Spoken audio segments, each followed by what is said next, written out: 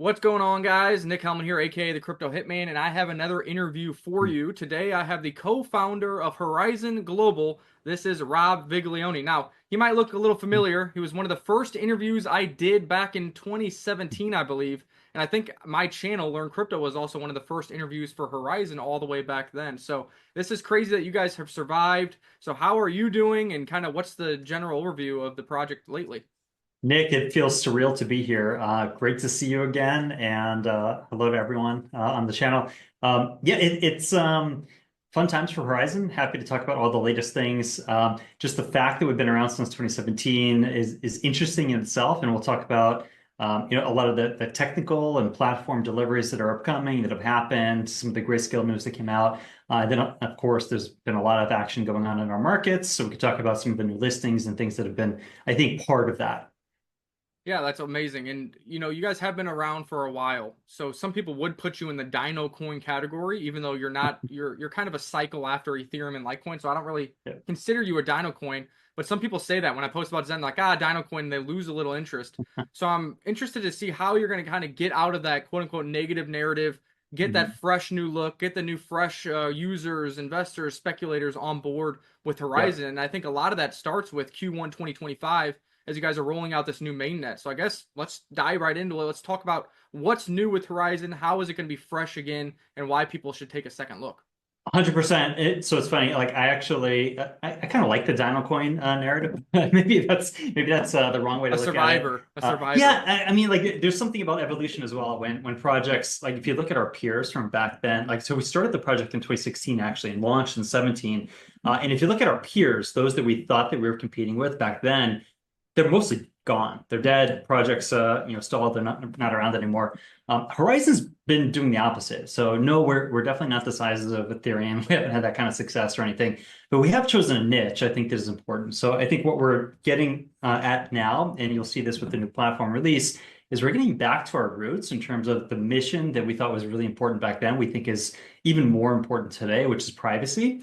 And now, not privacy for being a privacy coin, because I think that, well, our community overwhelmingly voted to not be a privacy coin, which, pluses and minuses with that. But Horizon 2.0 is going to be a pretty souped up privacy platform.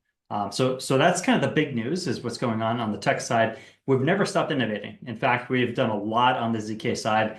ZK as a class of tech and a kind of a segment of the industry seems to be coming back into fashion, but I think it's not just about coming back into fashion, like the tech's actually matured to the point where it's useful now. Yeah, I think that's a thing to hit on too. Is you guys were a privacy coin. That's kind of why we got involved. You guys had a big run up in user base and investors and speculators, and that was great and grand. But you guys were able to pivot because then there was a lot Mm, of fear about the regulation for privacy coins getting delisted. I know you guys had a tag on Binance, which yep, I think has just been removed, which is amazing. So you yep. guys were able to pivot, but now it's interesting that you're kind of pivoting back to the privacy ecosystem and the privacy platform, as that's become a really strong narrative lately in the crypto markets. But also, you're hearing this out of the likes of traditional finance people like Elon Musk, and even Trump has mentioned Mhm. privacy and some of these, innate human rights that are owed to people that people are starting to open their eyes to. And that's maybe why Horizon has come back to the forefront, and maybe why Grayscale is starting to load it back up on more Zen tokens as well. Exactly. So, I mean, the way we look at it is there have been ups and downs in terms of, I don't know, regulatory intervention in our industry and kind of regulatory oversight. Privacy had a bit of a bad rap for some years. And in fact, like there were kind of risks of delistings across exchanges. This where Binance put the monitoring tag on Zen. And then, like you said, it was actually recently removed earlier this year. That was a really big deal for us. So being a privacy coin, we knew all along was going to at some point bump up against regulatory, issues. So we kind of stepped away from that, but we said, okay, well, Zcash is doing that really well. There's still Monero, right? There were actually products in the market, and what we started to do was think more like entrepreneurs.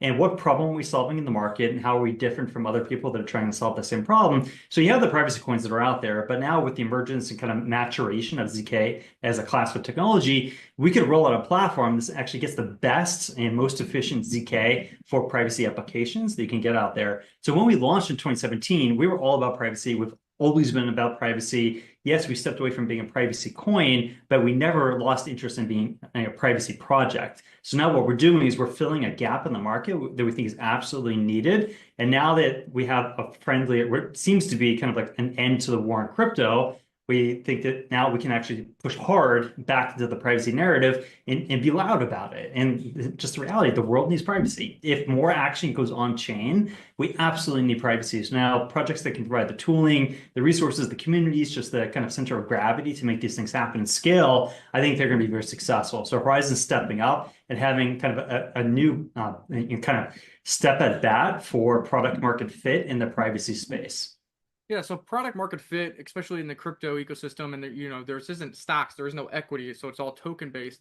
A lot of that value comes from utilization of the platform. So if we're talking about the platform, is the target of this platform using ZK technology Mhm. to be a network in which more projects launch on your platform, or are you focusing more on Web2 companies needing privacy tooling and paying you for that, and some of that value flows back into token holders? Like, where is this platform going? Is it trying to be a network that people build on and launch tokens? Is it trying to Yep. be Web2 bridging the Web3 value over, or like what's up with the platform itself?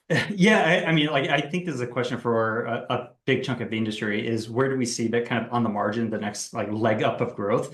I do think that there's a lot of fertile ground for privacy within Web3. So I think Web3 accelerated and you have a lot of like important functions out there like DeFi and then an explosion of NFTs, meme coins, and a lot of other things that happened in Web3. But fundamentally, we blew past the idea of privacy. And there are some projects that are adding still kind of layers of privacy. We fundamentally look at Horizen as a privacy layer for Web3 primarily, right? And as Web3 explodes out there, we start getting more real world use cases in Web2. We see that that's going to kind of extend into that. But right now, the way we're looking at it is we're looking at providing this layer to existing Web3. Yes, we have a platform. So Horizen 2.0 is a platform itself, but we're going to be extending that platform. And the vision is actually to be privacy for all of Web3.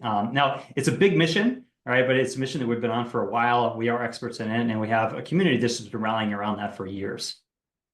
So does the utilization of the platform, say you're a project in crypto currently right now, you're EVM compatible project, is Yep. there a way to utilize the Horizen ZK platform as an existing project? Would they need to bridge, or would you need to? Is this targeting new projects that haven't even hit the market yet? Yeah, no, so 100%. I think so. As we're going live with Horizen 2.0, we are actually looking to go live with a handful of unique projects that don't exist anywhere else, and that'll be kind of the core of it. So the company that I run, called Horizen Labs, has been working a variety of things over the years. And Horizen Labs also recently launched Ape Chain with Arbitrum, and the Off-Chain Labs team from Arbitrum. And we learned from that launch, which was, I would say, very successful. We learned that having kind of a core, like a kernel of unique applications that are just there is really important. So we're going to do the exact same thing. Like this is like our recipe or playbook for Horizen 2. We're going to do that here. We're going to have a unique set of privacy applications that are going to launch with Horizen 2. But then because it is an EVM and because it has a whole bunch of easy ZK tooling under the hood that just makes using ZK super fast, cheap, and efficient, then we can extend that out to existing Web3 projects that can launch there if privacy layer adds value to the applications or not, right? And then we're going to be on the hunt, obviously, to build out our own ecosystem there.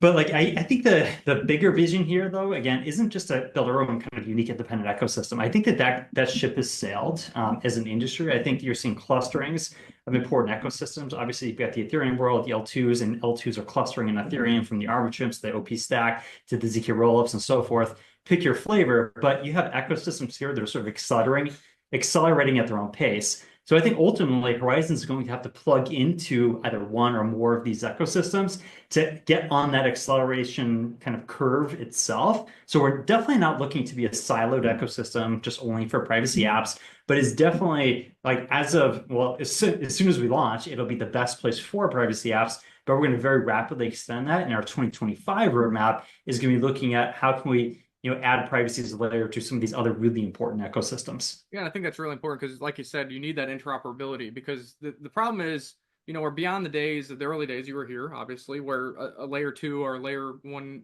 launches and everybody will try it out because everybody's coming to the market at the same time, and those can all thrive and succeed. Now there's so many of those already out, and it's really hard to get people to move from one chain to another or from one ecosystem to another. They're comfortable there. They have a bulk of their funds there. They want to rotate, trade, speculate within that ecosystem. So having interoperability and kind of bootstrapping with other projects is how you're going to find success. And then for those who are speculators and willing to make the move, or maybe current Zen holders, why would they want to add more Zen to their bags? Maybe because they want to be early to the platform, try to get in on their early projects that you're talking about here that might provide a really good utility for them, but also might provide a massive upside for those speculators and investors as well. So I guess as far as utility of the Zen token itself, how does that evolve with Horizen 2.0? Is there minimum holding requirements for products who want to launch there? Is there minimal holding requirements for users? Or is it really the gas like Ethereum on the Horizen 2.0 chain? Like, what is the utility for the underlying Zen outside of just solo staking or having a supernode, which we'll talk about here in a second? Yep, totally. So it's a gas model. So the way I look at it, it's utility token, where you're making a bet basically on privacy being important for Web3. If you think that that's the case, we're one of the leading projects that is pushing that actively. We have a phenomenal tech team. We've been around for a while. So the Dino Coin thing actually does translate into a battle-hardened team that's been through many cycles, right? So we know what we're doing. We know the mistakes we've made over the years in terms of lack of product market fit and pushing hard on this current pivot, and we have a lot of successes. The people behind the project, like Horizen Labs, they just launched Ape Chain. So again, just want to stress, we know what we're doing. And if you believe that privacy is going to be a really important narrative for Web3, we are one of those projects that's really important. There's a lot of stuff under the hood there, at kind of the microstructure level. We just went through our last and final halving, which is really important from the scarcity of the tokenomics. We have a Grayscale investment product, so we have institutional support. This, itself is a major statement that privacy is important, and Zen is part of that portfolio of privacy, right? And then we have amazing markets microstructure. So if you look at Zen itself, part because it's been around for a while, and also part because we're still a very active team and community. We have great markets on Binance. We're on Coinbase. We've got just recently in Europe Bitfavo listing. So we're getting out there constantly. We're getting new perps markets. It seems like every week now. So the liquidity, trading volume, everything you would expect for a mature project is there. Now again, it's kind of on the margin. Do you want to make a bet on privacy or not? And if the answer is yes, Zen's a really good option for that. Yeah, I would agree with everything you said. The Dino Coin narrative or whatever, I think you guys still have another cycle for that. Some people say that you have limited upside on quote unquote Dino Coins, but you guys aren't just stuck in your route. You guys are about to launch a 2.0 version, and you guys have all that product market fit. Hopefully, we'll see if it happens. But you are available to any retailers that come to the market. Binance removed the tag, like you said, Coinbase. So what's going on with Grayscale? Obviously, I knew there was a Grayscale product years ago. They got involved. Obviously, that was massive for the token price back then. But what's this new Grayscale? Is it the same trust as a new product, or is it just them going out and adding to their existing product? It's kind of all of the above. It's kind of multiple of those. So it's them going out and adding to the product. They recently, I guess taking a step back, it's more of an affirmation that Horizen 2.0 is an interesting and important platform, and the end mission of privacy is really important for Grayscale. And they think that this is going to be one of the kind of major pillars of the industry as we evolve over the coming years. Privacy is going to be important, and Zen, with this renewed Horizen 2.0, is part of that and continuing to be part of that. That itself is major affirmation. It's one that I'm extremely proud of, and excited that Grayscale decided to do that. Now, in that vein, they reopened subscriptions to the Horizen Trust. They, apparently, and there are people in our community that are constantly tracking their wallets.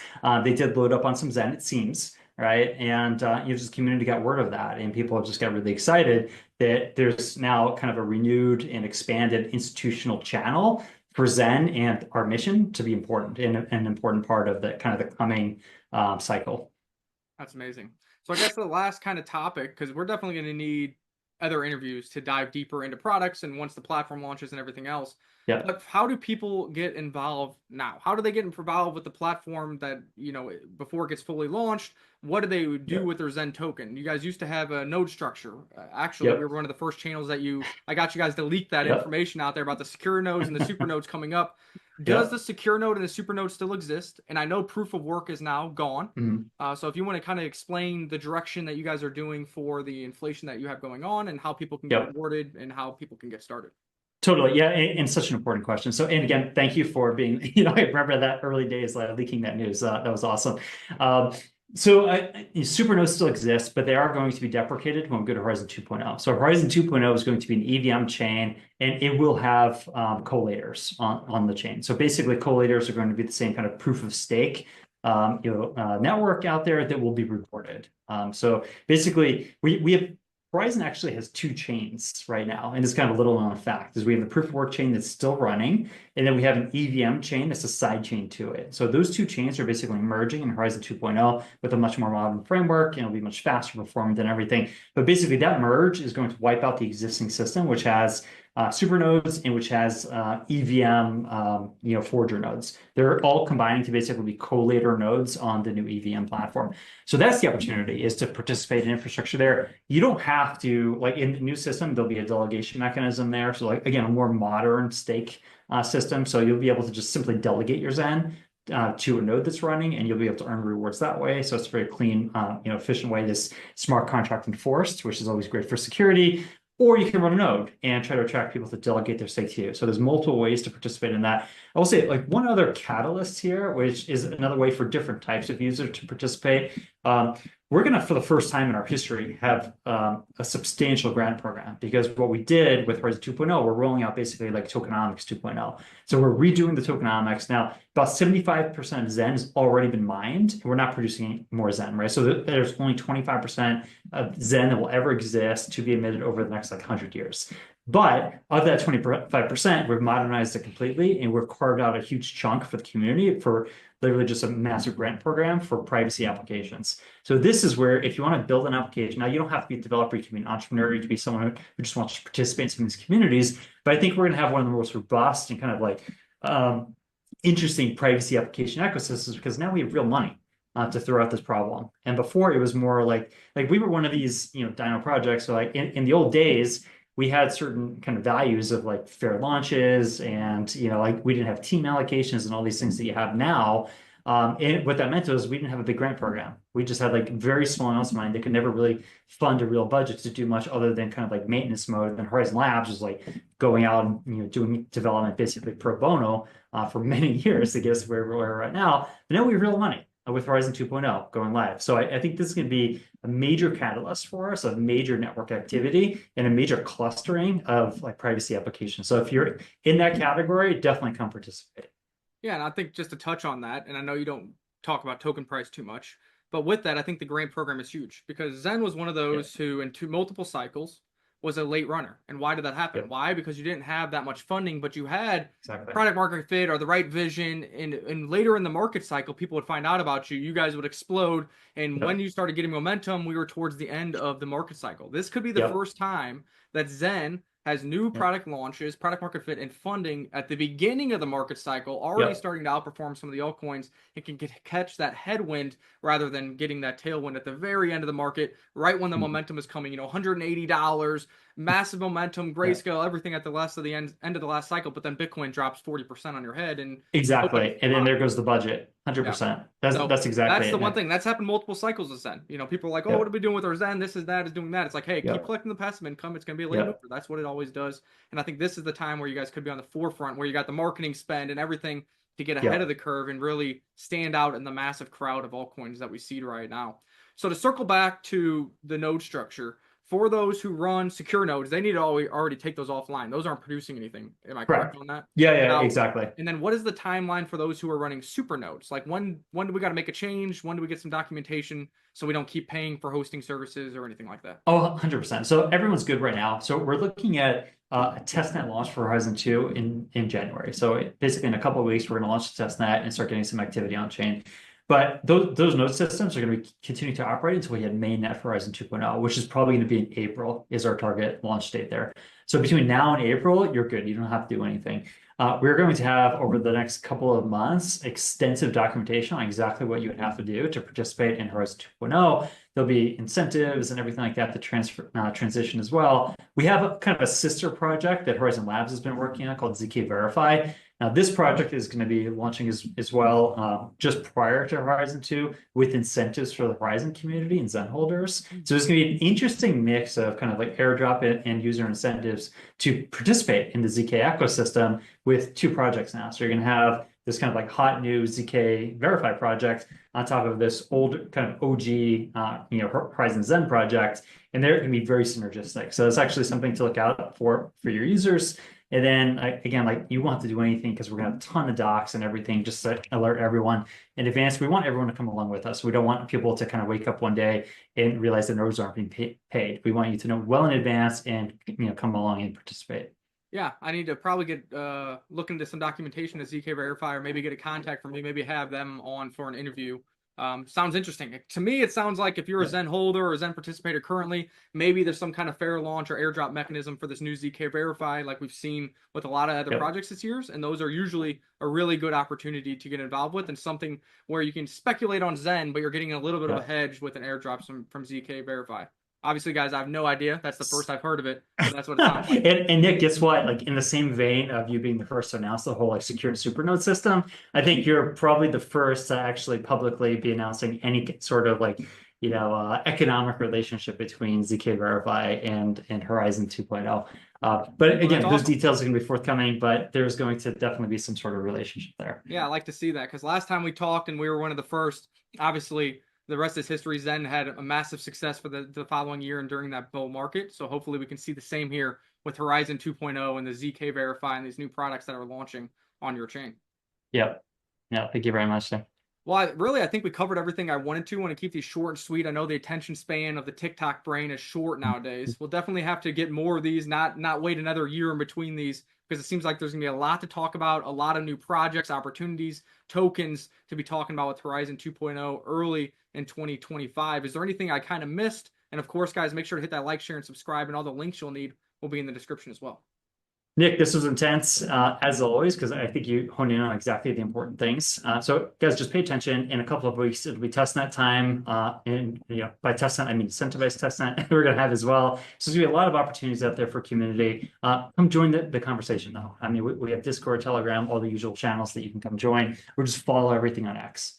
Yeah, and it's exciting to see the progress in Horizen, and obviously the grayscale getting involved and the hype around that. Finally, you start seeing that Zen ticker symbol more and more on Twitter, and that's when people start to do their due diligence. So again, I think timing is key, and this is the first time in multi-cycles, even though you guys have had success, tons of passive income, tons of price appreciation, that you guys are on the early side of the bull market that is here, in my opinion, that hasn't even begun, because we see the new administration and the regulatory framework and everything, and now you guys have the funding and the grant program to really send this thing to new heights and really onboard the users you need in order to succeed.